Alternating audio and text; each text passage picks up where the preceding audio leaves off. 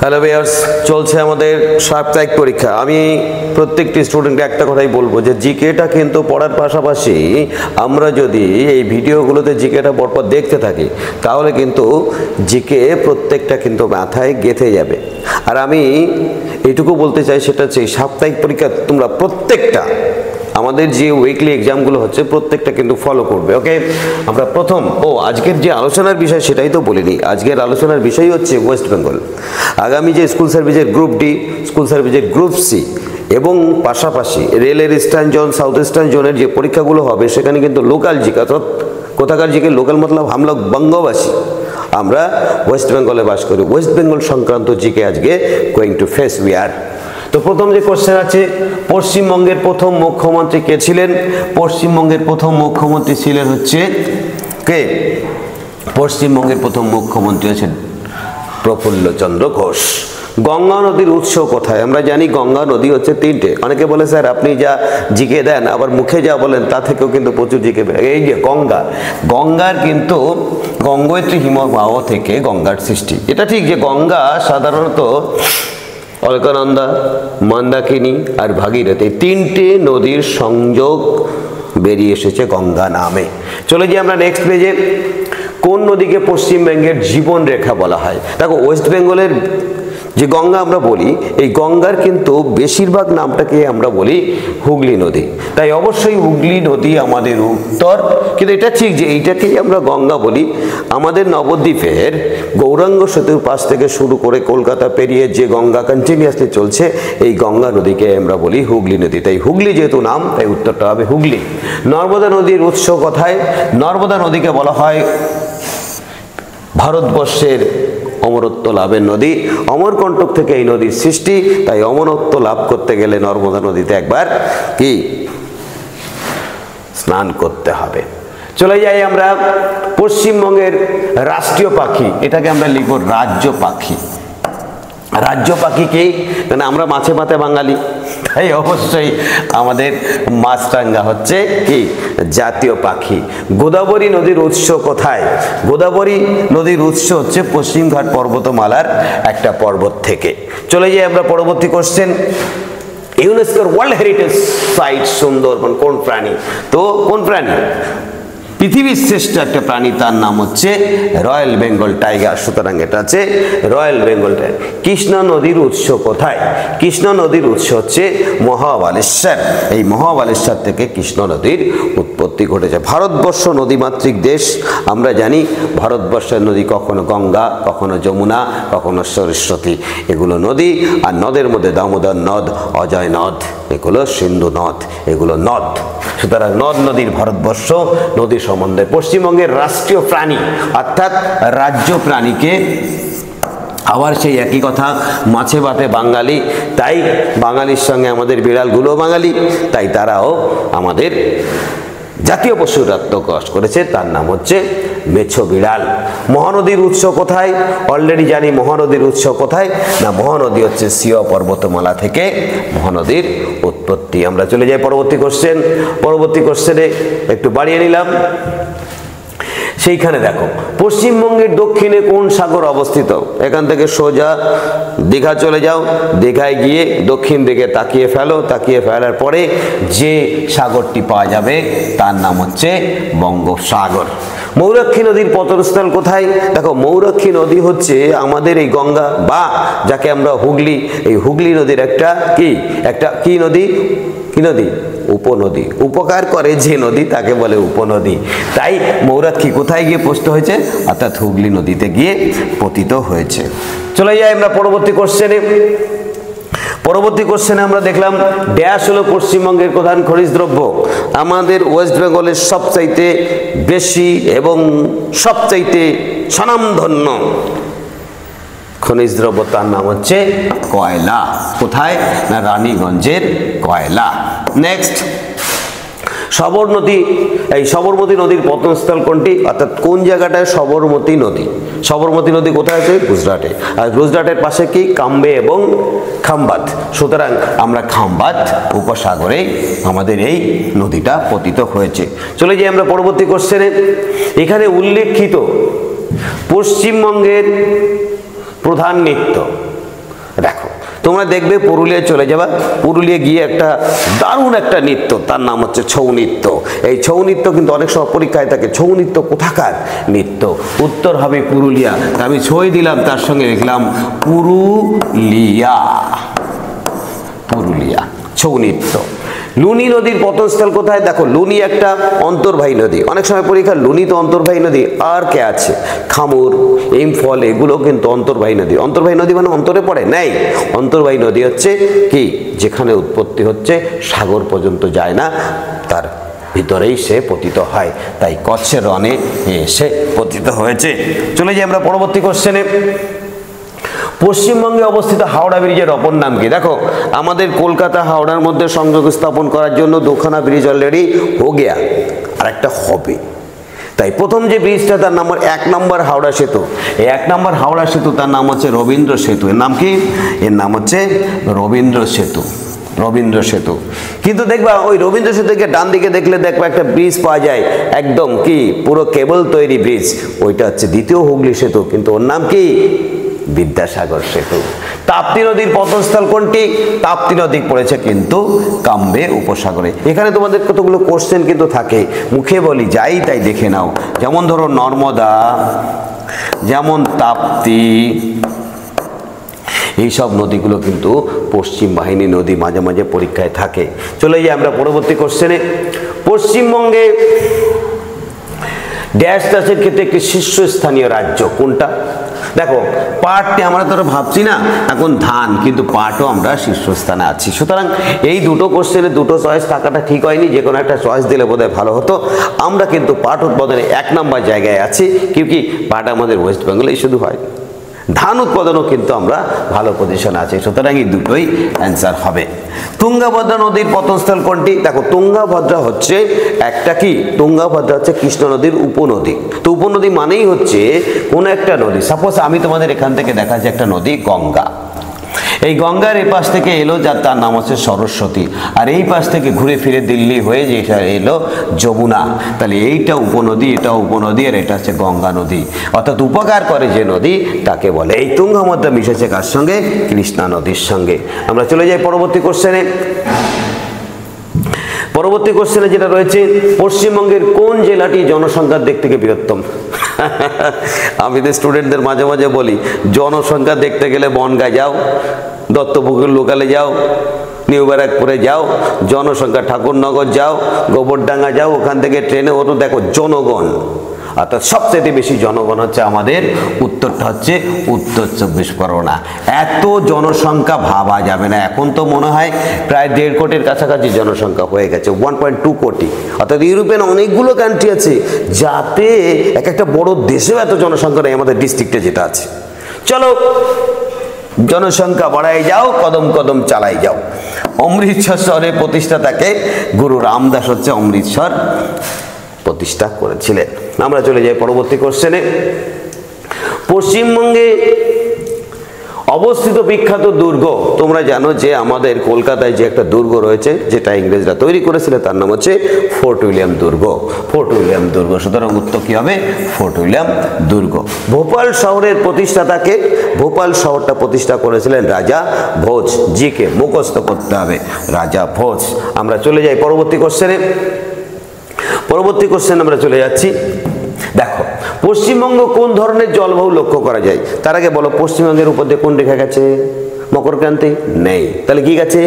কর্কট ক্রান্তি। তাই যেহেতু আমাদের উপর কর্কট ক্রান্তি মানে ক্রান্তীয়, তাই ক্রান্তীয় জলবায়ু বা মৌসুমী বায়ু আমরা দেখতে পাই। চলে আসি মহাবলীপুরম। মহাবলীপুরম দক্ষিণ ভারতের একটা বিরাট বড় স্মৃতিসৌধ নেই, একটা মন্দির, সেটা স্থাপন করেছিলেন নরসিংহ বর্মন। চলে যাই আমরা পরবর্তী কোশ্চেনে। এখানে উল্লেখিত কোন জেলায় ফিরোজ মিনার অবস্থিত? দেখো দেখো দেখো দেখো দেখো দেখো, এবং দেখতে দেখতে যেটা পেলে তার নাম হচ্ছে মালদা। উল্লেখিত জেলায় ফিরোজ মিনার অবস্থিত। বিজয়নগর সাম্রাজ্যের প্রতিষ্ঠা করেছিলেন কে? বিজয়নগর সাম্রাজ্য হতে হতে তার শহর বললাম, তাহলে সাম্রাজ্য শহর প্রায় কাছাকাছি, সুতরাং আমাদের এটা উত্তর হবে ইতিহাসের সঙ্গে রিলেটেড হরিহর বোক্কা। আমরা চলে যাই পরবর্তী কোশ্চেনে। ইমামবাড়া। ইমামবাড়া তোমরা জানো অনেকে, হুগলিতে অনেকে গেছে, বেড়াতে যায়, এটা তীর্থস্থান, সেটা হচ্ছে তোমার হুগলি, অর্থাৎ ইমামবাড়া কোথায় অবস্থিত? হুগলিতে। বিজাপুর শহরের প্রতিষ্ঠাতা কে? Bijapur, very good. বিজাপুর, গোলকোন্ডা সব কাছাকাছি, সুতরাং এর হচ্ছে ইউসুফ আদিল শাহ। কে বললাম? ইউসুফ আদিল শাহ। চলে যাই আমরা পরবর্তী কোশ্চেনে। গরুমারা উদ্যান পর্যটন কেন্দ্রটি কোথায় অবস্থিত? গরুমারা কোথায় অবস্থিত?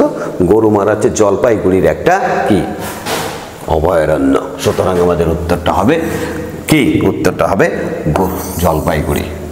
এখন অনেকে বলে গরুমারা নাম হলো কেন? সম্ভবত কিছু গরু হয়তো বন্যায় পড়ে মরে গেছিল সেটা, কিন্তু না, এরকম কিছু কারণ নয়, আমি জাস্ট আনন্দের জন্য বললাম। এইবার একটা উল্লেখযোগ্য জিজ্ঞে, সেটা হচ্ছে বেঙ্গালুরু শহরটিকে প্রতিষ্ঠা করেছে। তোমরা এয়ারপোর্টে গেলে দমদম থেকে নেতাজি সুভাষচন্দ্র বিমানবন্দর থেকে উঠে সোজা গিয়ে ব্যাঙ্গালোরে নামলে কেম্পেগৌড়া কি? কেম্পেগৌড়া আন্তর্জাতিক এয়ারপোর্ট। তো কেম্পেগৌড়া কোথায় পেলাম? এই যে দেখবা, এয়ারপোর্ট থেকে নেমেই ডান দিকে তাকাবে, বিরাট বড় কেম্পেগৌড়ার মূর্তি রয়েছে। উনি হচ্ছে আমাদের বেঙ্গালুরু শহরের প্রতিষ্ঠাতা। চলে যাই আমরা পরবর্তী কোশ্চেনে। পশ্চিমবঙ্গের প্রাচীনতম জাদুঘর। আমি তোমাদের বারবার বলছি, দেখো একবার জাদুঘরে চলো ঘুরে আসি। যাবে তো? ইয়েস, যেতে হবে। কোথায় জাদুঘরটা? না কলকাতার ইন্ডিয়ান মিউজিয়াম। কোথায় অবস্থিত? কলকাতায়। ইন্ডিয়ান মিউজিয়ামটা হচ্ছে কলকাতায়। Very very important question. Pune শহরের প্রতিষ্ঠাতা কে? পুনে শহরটা মারাঠা, মহারাষ্ট্র, মারাঠা, মারাঠা। সুতরাং শাহাজি ভোসলে হচ্ছে এই শহরের প্রতিষ্ঠাতা। চলে যাই পশ্চিমবঙ্গের সর্বোচ্চ স্থান। পশ্চিমবঙ্গের সর্বোচ্চ স্থান কোথায় যাই? পশ্চিমবঙ্গের সর্বোচ্চ স্থান মানে পশ্চিমবঙ্গের সর্বোচ্চ শৃঙ্গ বললেও হবে, সেটা হচ্ছে সান্দাকফু। এখন বলতে পারো স্যার কাঞ্চনজঙ্ঘা কেন হলো না? আরে বাবা, কাঞ্চনজঙ্ঘা তো আর পশ্চিমবঙ্গে নেই। কাঞ্চনজঙ্ঘা তো কোথায়? কাঞ্চনজঙ্ঘা হচ্ছে কি? সিকিমে। নেক্সট, ফতেপুর সিক্রি প্রতিষ্ঠাতা। ফতেপুর সিক্রি, দেখো সম্রাট আকবর দিন ইলাহি প্রতিষ্ঠা করেছিলেন কোথায়? ফতেপুর সিক্রিতে। দিন ইলাহি অর্থাৎ যেখানে সর্বধর্মের মিলন ক্ষেত্র তিনি করেছিলেন, আর তাই এর প্রতিষ্ঠাতা সম্রাট আকবর। আমরা চলে যাই পরবর্তী কোশ্চেনে। কোশ্চেনটা হচ্ছে, এদের মধ্যে কোন শিল্প শহরটি ভারতের রুড় অঞ্চল নামে পরিচিত? এই রুড় অঞ্চল কথাটি বলতে গিয়ে ডক্টর বিধানচন্দ্র রায়ের কথা মনে পড়ে গেল। তিনি দুটো শহর প্রতিষ্ঠা করেছিলেন ওয়েস্ট বেঙ্গলে, বিশেষ করে একটা হচ্ছে কল্যাণী আর একটা হচ্ছে দুর্গাপুর। আর এই দুর্গাপুর আমরাকে বলি রাঢ় অঞ্চল, আর রাঢ় অঞ্চল মানে হচ্ছে ভারতের দুর্গাপুর। কলকাতা শহরের প্রতিষ্ঠাতাকে আমি আর বলবো না, তোমরা বলো জব চার্নক। কে বললাম? Job Charnock. এই জন্য আমি এটা দাগাইনি, সবাই জানে জব চার্নক। নেক্সট চলে যাই পরবর্তী কোশ্চেনে। কোশ্চেনটা হচ্ছে, ভারতের কয়টি রাজ্যের সঙ্গে পশ্চিমবঙ্গের সীমানা আছে? ভারতের সঙ্গে, তাই না? ভারতের কয়টি রাজ্যে? ভারতের রাজ্য কিন্তু পশ্চিমবঙ্গের সঙ্গে কি কি আছে?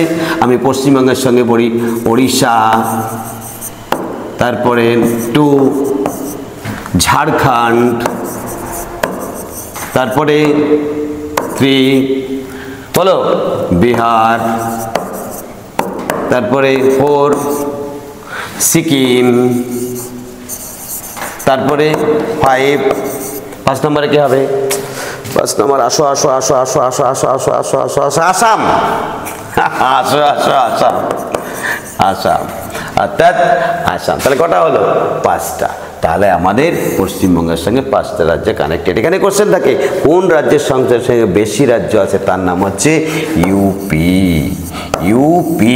ইউপির সঙ্গে 8খানা রাজ্য কানেক্টেড।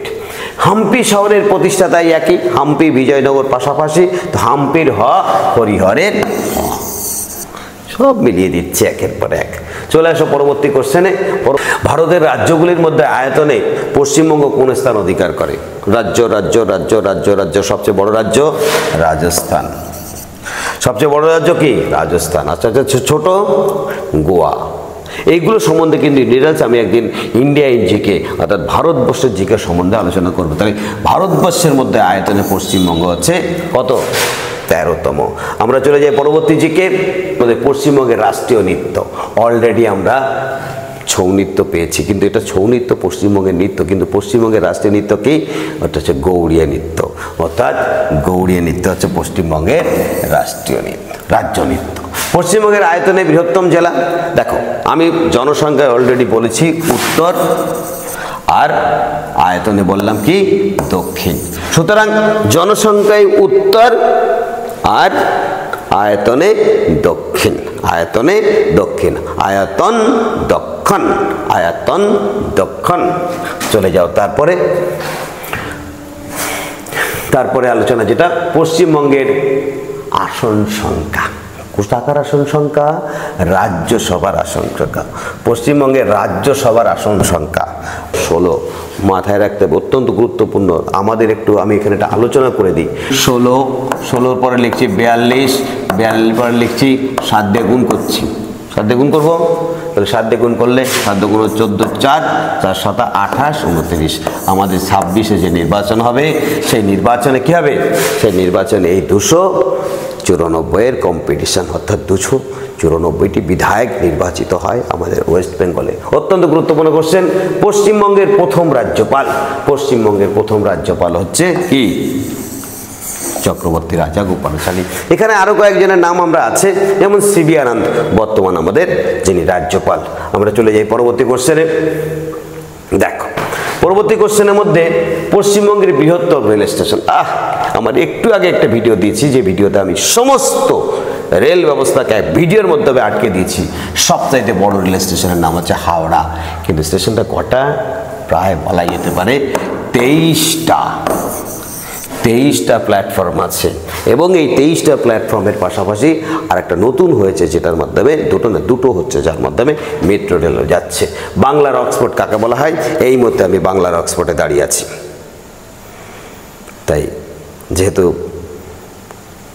নবদ্বীপ, এখানে মনোরামনাথ থেকে শুরু করে এখানে চৈতন্য মহাপ্রভু এসেছিলেন, তাই আমরা একে বলি বাংলার অক্সফোর্ড, নবদ্বীপ। চলে আসি পরবর্তী জিকে। পশ্চিমবঙ্গের কোথায় সবচেয়ে বেশি বৃষ্টিপাত হয়? ব্যাস ভালো করেই বুঝতে পারছো, এদিকে হিমালয়, হিমালয়ের পাদদেশে বক্সে ডুয়ার্সে সবচেয়ে বেশি। ডুয়ার্স মানে দুয়ার মানে বৃষ্টি পড়ার দুয়ার খুলে গেল। ভারতের সবচাইতে উচ্চতম রেল স্টেশন যেটা পশ্চিমবঙ্গে। দার্জিলিং বেড়াতে যাও, দার্জিলিংয়ের মেলে ওঠার আগে দেখবে একটা স্টেশন আছে, লেখা আছে ঘুম। ঘুম মানে ঘুমানোর জন্য নয়, কিন্তু ওখানে সবচাইতে বড় আমাদের কি স্টেশন, রেলওয়ে স্টেশন ঘুম। ঘুমের পরে আবার আমাদের জেগে উঠতে হবে, এবং ভারতের প্রথম মেট্রো রেল, এবং এই মেট্রো রেল সম্বন্ধে দু এক কথা বলে আজকে আমাদের জিকে শেষ করব। 1984 সাল 29শে অক্টোবর 29শে অক্টোবর ভারতবর্ষের প্রধানমন্ত্রী ইন্দিরা গান্ধী ওপেন করলেন আমাদের পাতাল রেল, এখন যেটা নাম হয়েছে মেট্রো রেল। 1929 তারিখে তিনি মেট্রো রেল উদ্বোধন করলেন। 30 তারিখে তিনি কটকে ভুবনেশ্বরে বক্তৃতা রাখলেন, এবং ওখানে বক্তৃতা রাখলেন मैं रहूं ये न रहूं ये इंडिया चलेगी, ये हम लोगों का वतन है, ये आगे बढ़ेगी।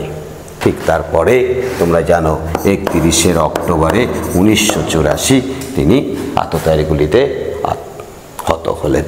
আমরা যতটা জানতে পারলাম, follow the next video for the next weekly exam. Thank you.